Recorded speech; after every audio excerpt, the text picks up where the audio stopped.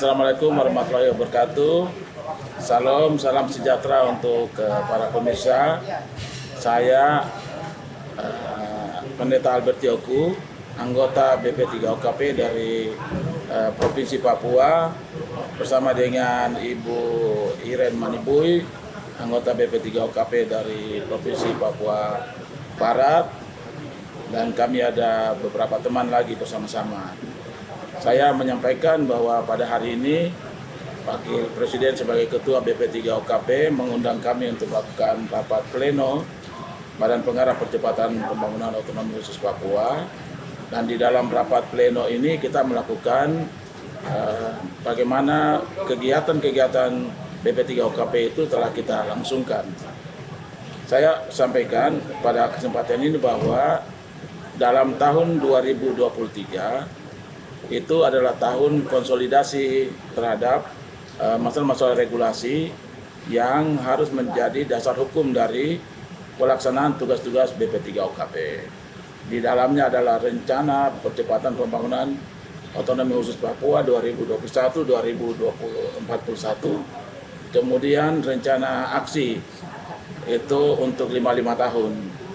Dan regulasi-regulasi inilah yang dibahas di dalam tahun 2023, dan pada bulan lalu kita baru melakukan musyawarah Musrembangnas untuk menetapkan rencana-rencana itu menjadi program tetap yang implementasi selanjutnya itu baru bisa kita laksanakan secara nyata pada 2025. Ini juga akibat dari adanya pergantian pimpinan pada pemerintah, dan hari ini hampir di 6 provinsi ini dijabat oleh pejabat-pejabat gubernur.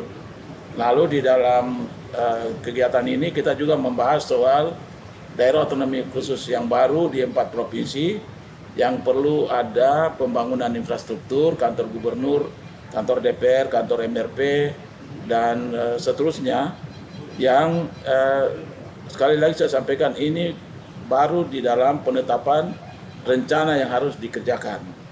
Sehingga kalau kita mau mengukur capaian, itu capaian baru kita sampaikan capaiannya ini capaian regulatif dan capaian pembentukan kelembagaan.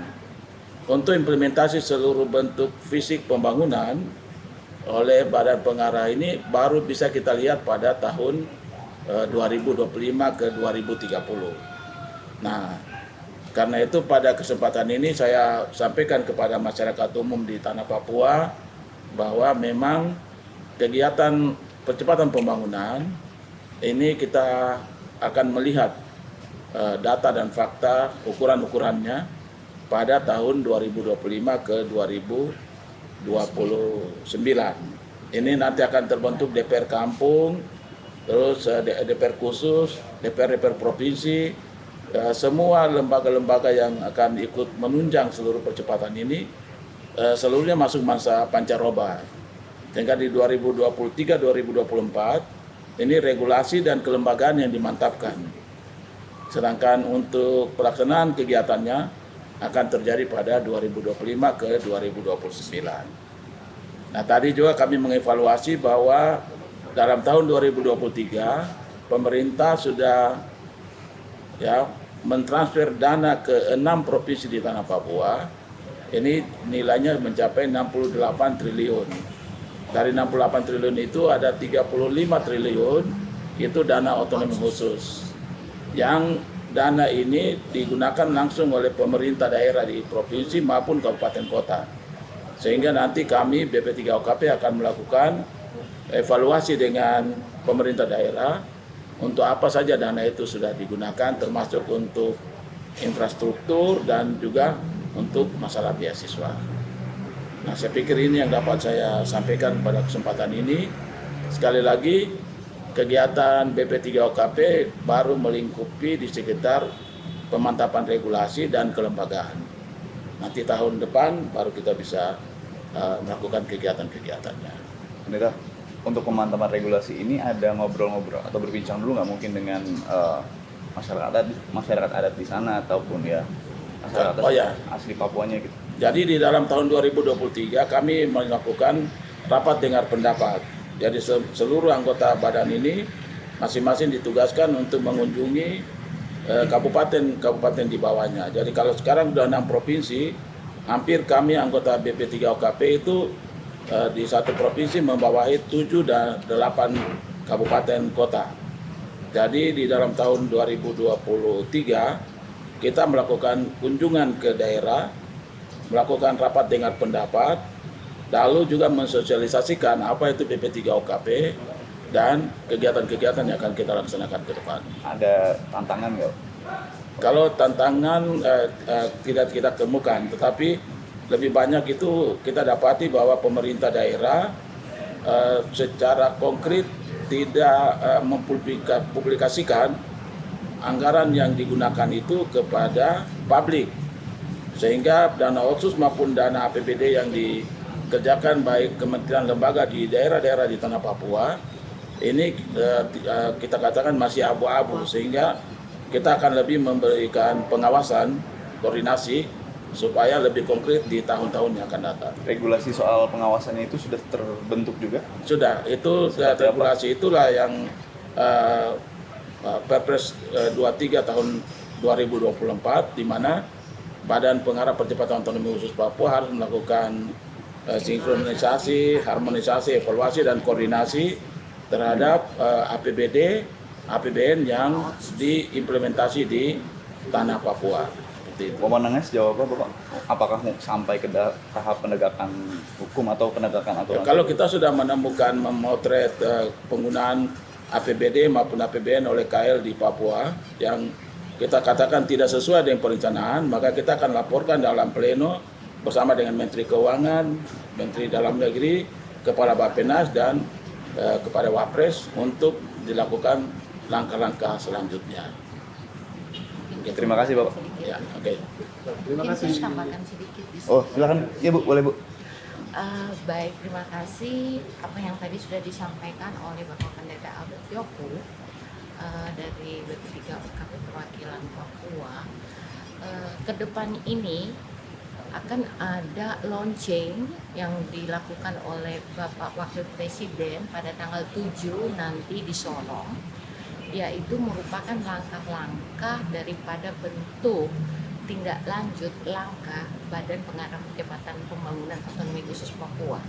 Jadi Bappenas bersama Kementerian Dalam Negeri dan Menteri Keuangan, di mana Bappenas telah menyusun apa yang disebut dengan Rencana Induk Percepatan Pembangunan Papua.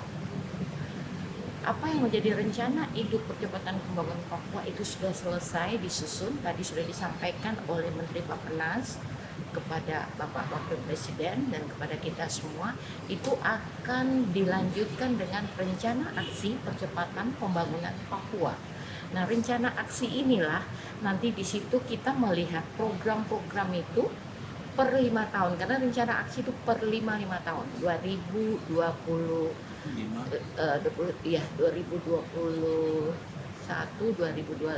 2030 sampai 2041, 20 tahun.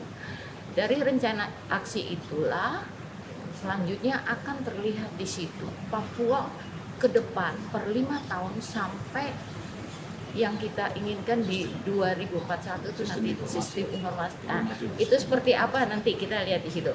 Di samping itu akan di-launching juga SIPPP, Sistem Informasi Percepatan Pembangunan Papua. Itu juga sekaligus akan di-launching sehingga pembangunan Papua untuk 5 tahun sesuai rencana aksi maupun PRIP itu sudah akan dapat dilihat oleh seluruh masyarakat bahwa penggunaan dana otsus itu nanti yang diturunkan atau dikucurkan oleh pemerintah itu untuk apa dan jadi apa. Itu tadi yang dijelaskan oleh Bapak Wakil Presiden, Menteri Dalam Negeri, Menteri Keuangan, Menteri Bappenas. Dan apa yang dibangun merupakan sumber daripada dana otsus menjadi apa itu akan mendapat label. Misalnya bangun sekolah dengan anggaran otsus tahun 2024, maka di situ ada label pembangunan sekolah negeri anggaran otsus tahun 2024. Semua akan dilabel sehingga masyarakat Papua oh ini dana otsus yang diberikan pemerintah kepada saya, uangnya jadinya ini, uang jadi ini. 20 tahun lalu itu enggak ada. Sehingga kami orang Papua bilang, mana dana otsus untuk kami? Nggak ada. Tapi sekarang dengan adanya badan ini, diharuskan untuk harus dilabel. Seperti Aceh, seperti Jogja, demikian. Itu dari saya, sekian dan terima kasih. Terima kasih. Udah cukup.